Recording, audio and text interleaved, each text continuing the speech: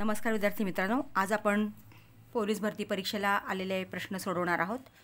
त्यातलं पहिलं गणित आहे 2400 चे 15% किती। हे उदाहरण आलेलं आहे ठाणे सिटी पोलीस भरती 2024 ला।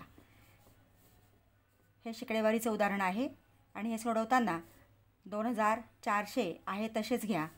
चा ची चे इथं शब्द असेल त्याच्या ऐवजी गुणिले चिन्ह करा आणि 15% टक्के म्हणजे 100, 15/100।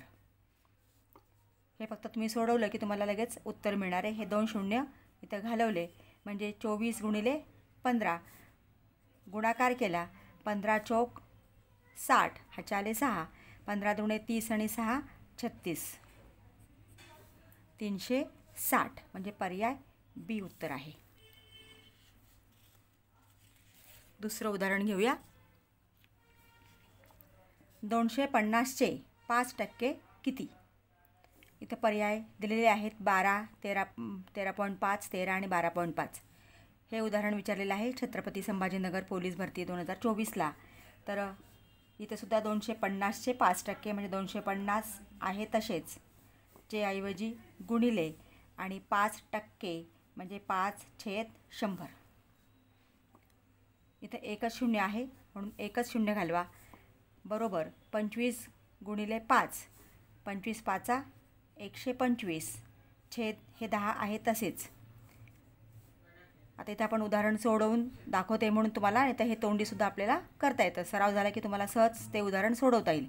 आता इथं छेदस्थानी किती शून्य आहेत 1 म्हणून उजवीकडनं 1 अंक सोडून पॉईंट द्या 12.5 पर्याय डी।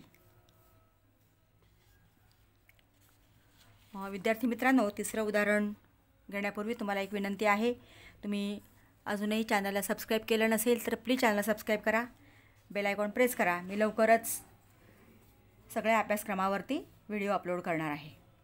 बघूया तिसरं उदाहरण। एका संख्येचे 20% बरोबर 55 तर ती संख्या कोणती।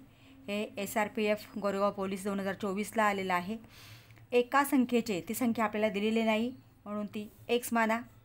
एका संख्येचे इथं चे आला म्हणून गुणिले 20% म्हणजे 20% म्हणून 20/100 बरोबर 55।